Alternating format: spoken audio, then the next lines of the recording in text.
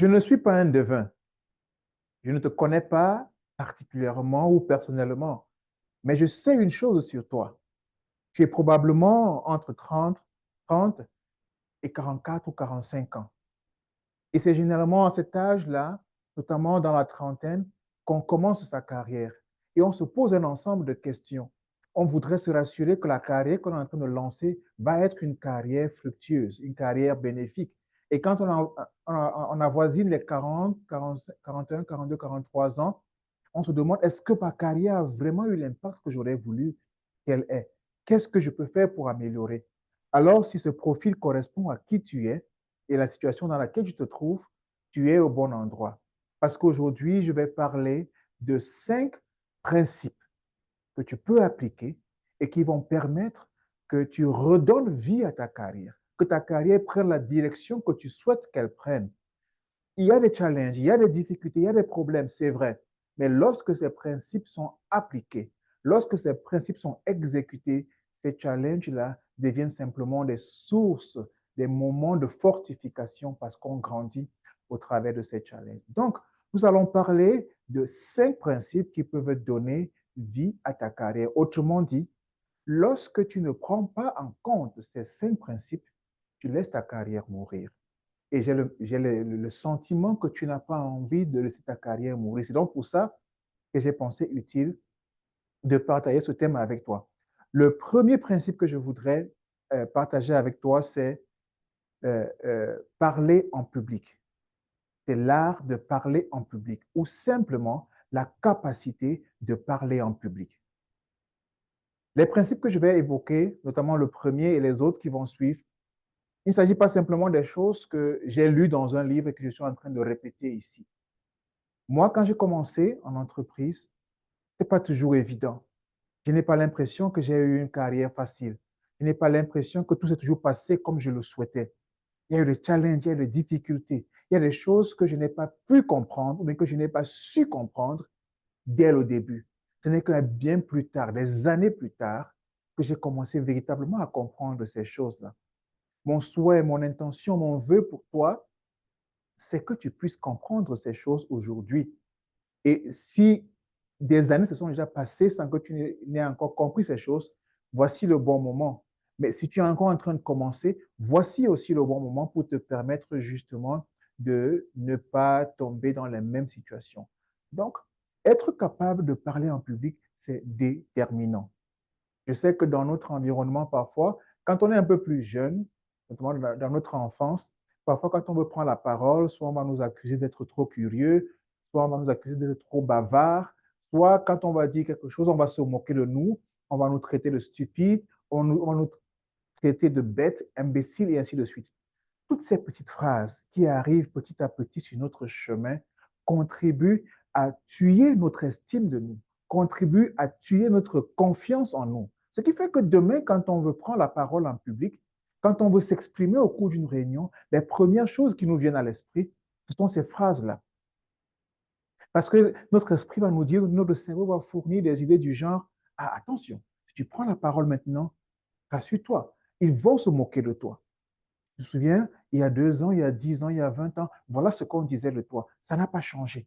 Tu es la même personne. Donc, si tu prends la parole maintenant en public, en pleine réunion, si l'idée qui te trotte dans la tête, tu la partages avec les autres, il est très possible qu'on se moque de toi.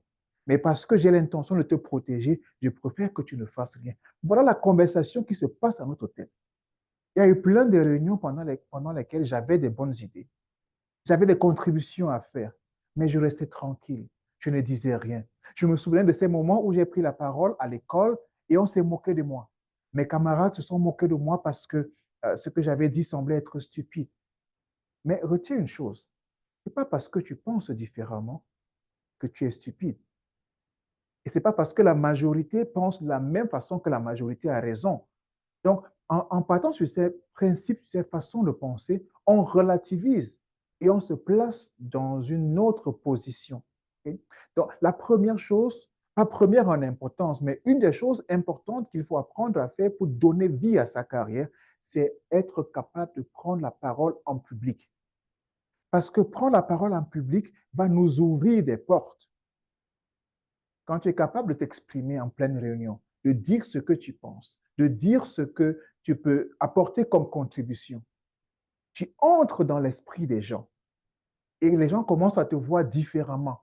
On te dit, ah, ce monsieur, donc quand il est en réunion, on est content parce qu'on sait qu'il vient avec de bonnes idées. Ah, cette dame, quand elle est là, elle est vraiment participative, elle apporte beaucoup au développement de cette entreprise. Et c'est comme ça que quand les opportunités se présentent, c'est à toi qu'on pense parce que tu as pu te présenter d'une certaine façon, parce que tu as pu démontrer que tu peux apporter plus, tu peux donner plus, simplement parce que tu as ouvert ta bouche.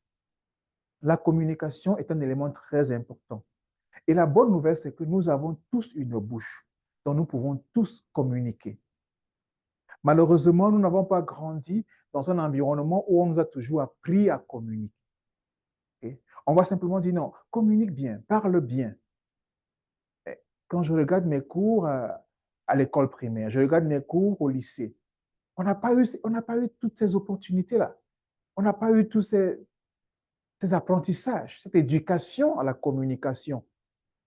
Et même à l'université, je ne vois pas un cours qui m'a véritablement permis de comprendre ce que c'est que la communication. Ce n'est que bien plus tard, après tellement d'échecs, après tellement de difficultés, après tellement d'erreurs, après tellement de douleurs, je me dis, mais tiens, qu'est-ce qui se passe? Il faut que j'apprenne. Il faut que je comprenne comment ça se passe. J'ai dû aller m'inscrire au Toastmasters pour apprendre à prendre la parole en public, à parler, à développer ses idées. Et à un moment donné, je me suis créé un petit jeu.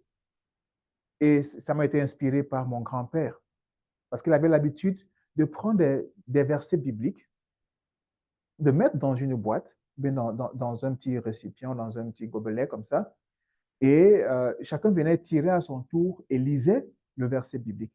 Et moi, je me suis dit, OK, je vais récupérer la même idée, sauf que ce que je vais faire, c'est que dans cette boîte, je vais mettre des thèmes. Et chaque matin, je me levais, je tirais un thème au hasard et je me donnais pour mission d'expliquer ou de dire quelque chose au sujet de ce thème-là pendant au moins 5 minutes, sans aucune préparation. Parce que j'avais compris qu'il est véritablement important d'être capable de s'exprimer en public. Voici ce qui se passe quand tu ne peux pas t'exprimer en public. Tu passes inaperçu. On ne sait pas que tu existes. Personne ne compte sur toi. Personne n'entend ta voix. Et parce que personne n'entend ta voix, personne ne pense à toi lorsqu'il y a des promotions, lorsqu'il y a des opportunités. Parce que tu passes inaperçu. Or, lorsque tu ouvres ta bouche, tu dis ce que tu as à dire. Tu te rends compte que ce qui te semblait être difficile, la peur qui te rongeait, l'anxiété qui animait ton esprit, n'était qu'un brouillard, n'était qu'un écran de fumée. Et tu as réussi à passer au travers. Et plus tu développes cette discipline de parler en public, plus tu renforces ton muscle de confiance en toi. J'ai accompagné un de mes clients récemment et je lui ai dit une chose qui l'a frappé. Au départ, elle n'a pas compris, mais après, elle a fait un bon témoignage en me rappelant, non, vraiment, cette phrase m'a transformé. Je lui ai dit, quand tu n'as rien à dire, dis quelque chose. Parce que parfois, en groupe, en réunion, on s'arrête, on dit, non, je n'ai rien à dire. Les autres ont déjà tout dit. Non, les autres n'ont pas tout dit. Et même s'ils ont tout dit, ils n'ont pas dit ils n'ont pas dit la chose qu'ils ont dite de la même manière que toi, tu les aurais dites. Quand tu n'as rien à dire, dis quelque chose. Cela veut dire qu'on est en pleine réunion. Je suis peut-être la 8e sur 10 personnes à parler. Est-ce que je vais m'arrêter et dire non, je n'ai rien à dire parce que les 7 autres personnes ont déjà parlé et ont dit ce que j'avais à dire? Non. Parce que je pense que je n'ai rien à dire, j'ouvre quand même la bouche. Il dit, OK, c'est mon tour de parler. Je suis d'accord avec ce que telle personne a eu à dire parce que. OK? Le fait que je commence à dire parce que, ça va me permettre de développer mes propres idées. J'ai simplement besoin de quelque chose pour déclencher la parole. Et déclencher la parole, c'est simplement en m'appuyant sur ce que les autres ont dit. Parce que je serais incapable de répéter exactement mot pour mot ce que les autres ont dit. Et quand je prends la parole, je m'appuie sur ce qu'ils ont dit, je prends simplement l'idée générale de ce qu'ils ont dit et je le dis à ma façon.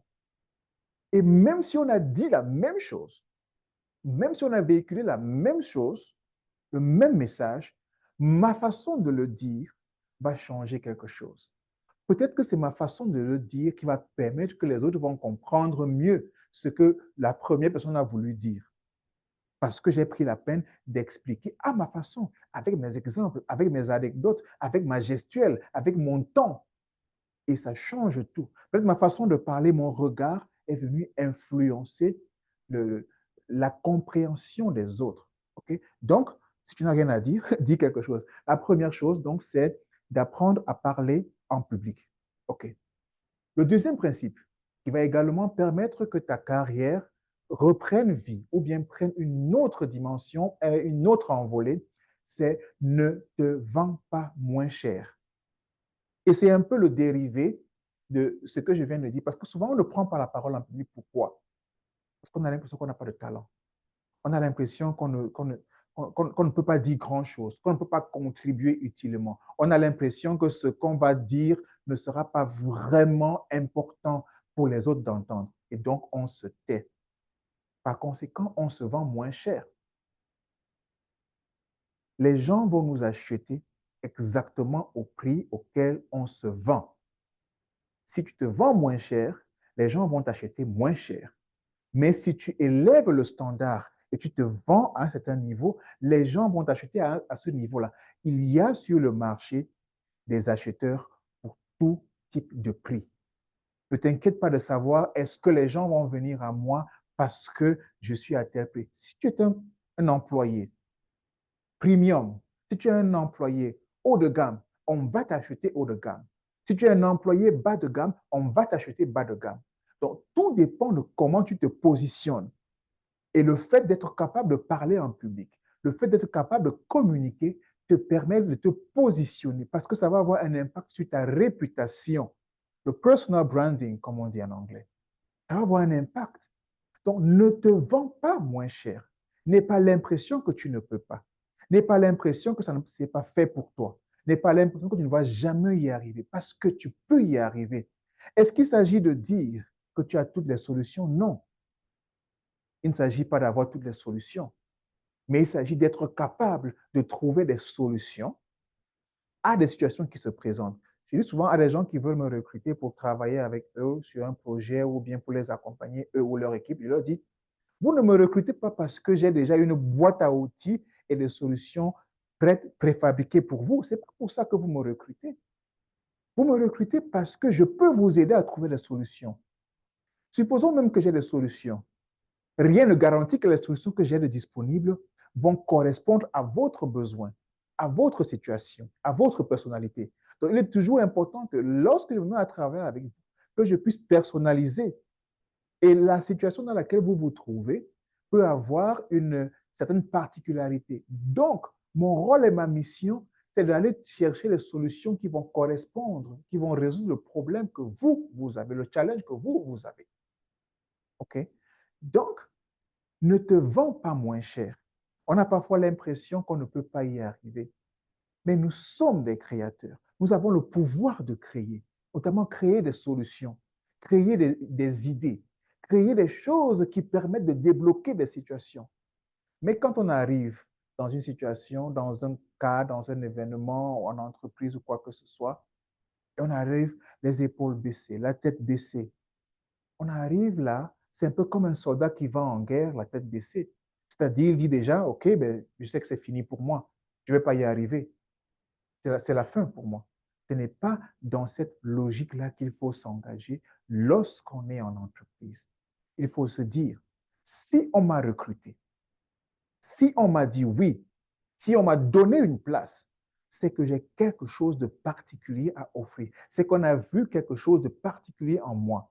Et mon rôle, ma mission, c'est de faire que cette chose particulière, ce potentiel qu'on a décelé en moi, que je puisse transformer ça en action, en contribution concrète pour permettre que l'entreprise puisse continuer d'avancer. Parce que si l'entreprise avance, moi aussi j'avance.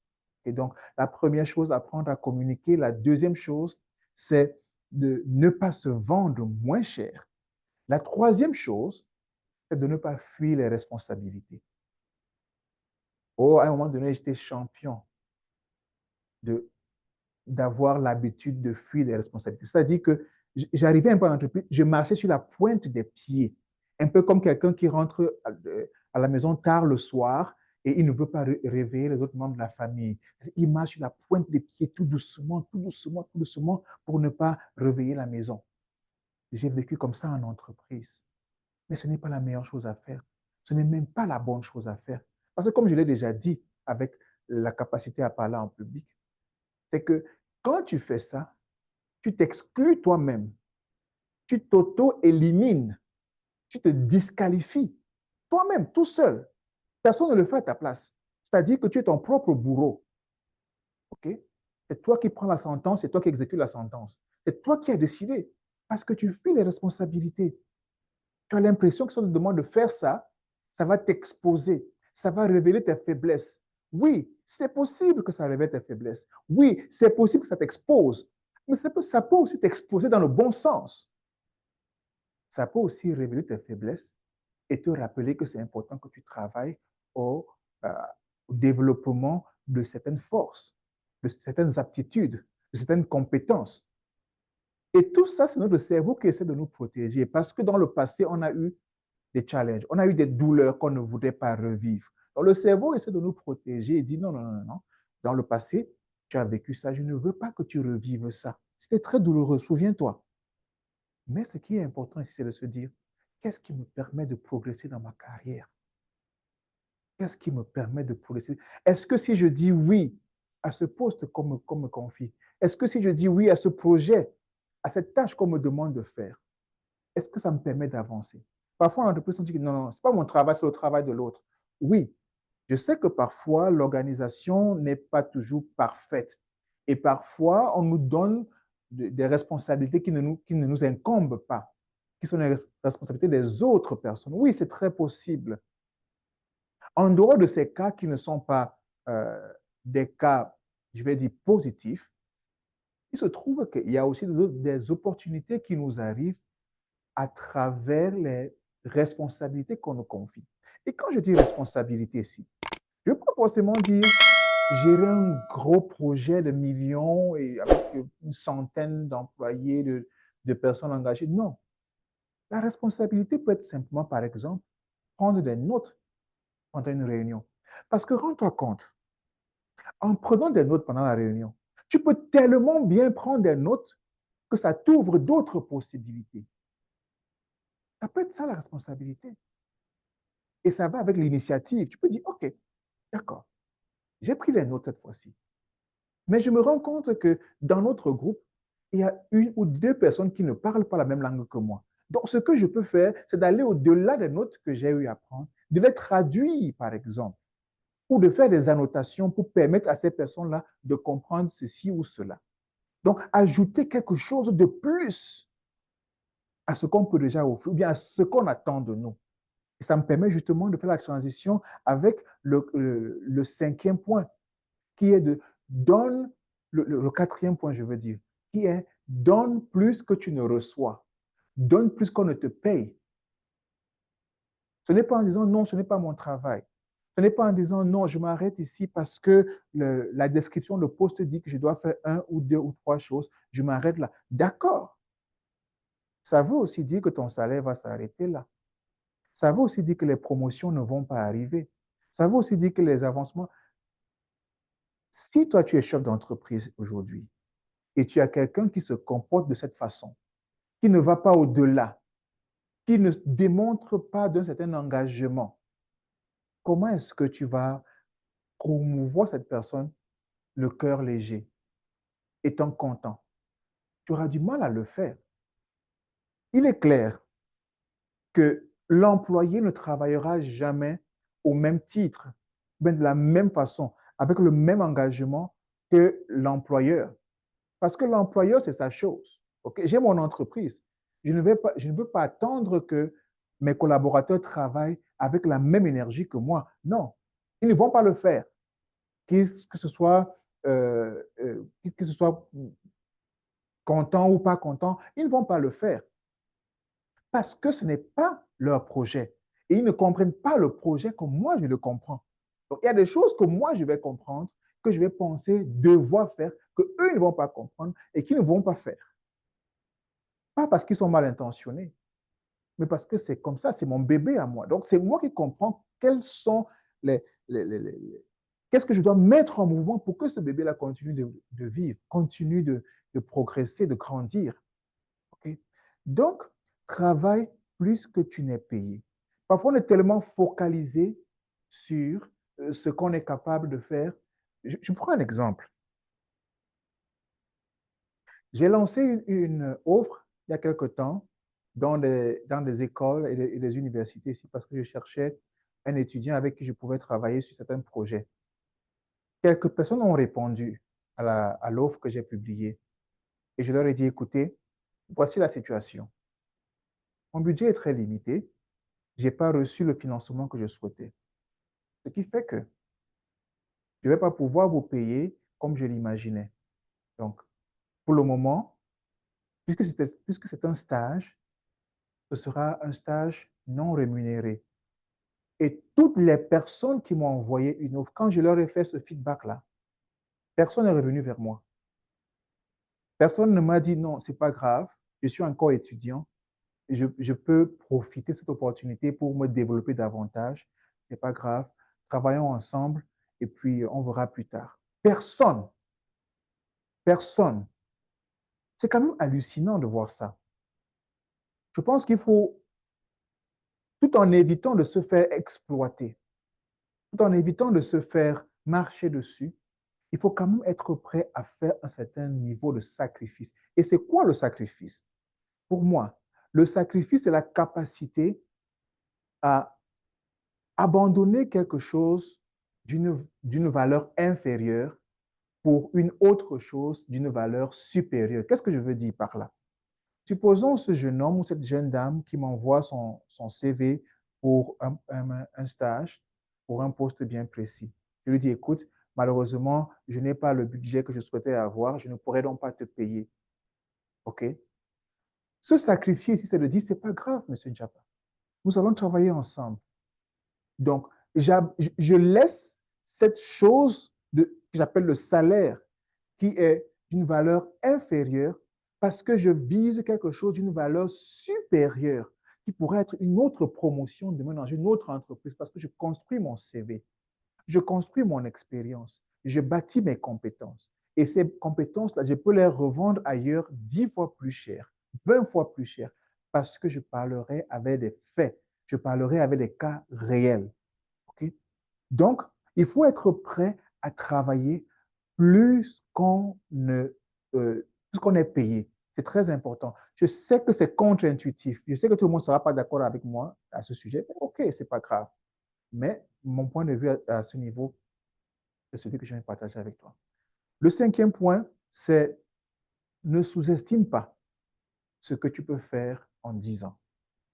Parce que quand on commence une carrière, par exemple, on a l'impression que dans les 6 mois qui suivent, les 12 mois qui suivent, tout va bien se passer. On va commencer à enchaîner les promotions, les augmentations de salaire, les avancements et tout.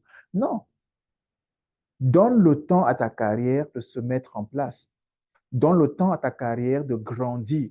Donne le temps à ta carrière de faire ses preuves. OK? Parfois, on dit, ah, mais 10 ans, c'est trop loin. Je ne vais pas attendre 10 ans pour devenir X, Y ou Z. D'accord. Mais quoi qu'il en soit, les 10 années vont passer. Est-ce que tu préfères te précipiter et faire exactement le contraire de ce qu'il fallait faire et t'éloigner davantage de cet objectif que tu aurais pu avoir et même que tu aurais pu atteindre? Ou alors tu préfères avancer patiemment? Le plus important ici n'est pas de courir, mais le plus important est de faire ce qu'il faut faire pour avancer dans la bonne direction. Et je dirais même que le plus important, c'est de rester sur la bonne voie. Parce que parfois, on prend des mauvaises décisions. Parfois, on s'éloigne un peu de la bonne voie. Mais quand on sait qu'on s'est éloigné de la bonne voie, on revient aussitôt sur le droit chemin et on continue d'avancer. C'est ça le plus important. Aujourd'hui, nous avons évoqué 5 petits principes, petits mais puissants, un peu comme Kirikou, hein, comme il dirait, petits mais puissants, qui peuvent permettre que notre carrière prenne une autre dimension si on veut bien les mettre en exécution. On a parlé de pour être capable de parler en public. C'est la première chose. Être capable de parler en public. Il ne faut pas se vendre moins cher. D'accord? Il faut savoir ce que l'on vaut. Il faut reconnaître ses talents. Il faut les développer, les développer, les développer encore. C'est un processus d'amélioration continue. Ne fuis pas les responsabilités. Et les responsabilités, ce n'est pas forcément les grandes responsabilités. Ça peut être des petites responsabilités. Organiser une réunion, prendre des notes, euh, être le speaker pendant un événement. Ces petits événements-là, mais qui font la différence. Cinquièmement, être prêt à travailler plus que tu n'es payé. C'est quatrièmement. Et cinquièmement, ne sous-estime pas ce que tu peux atteindre en 10 ans. Okay? Voilà les cinq petits principes qui peuvent permettre que ta carrière prenne une autre direction. J'espère que ça a été utile.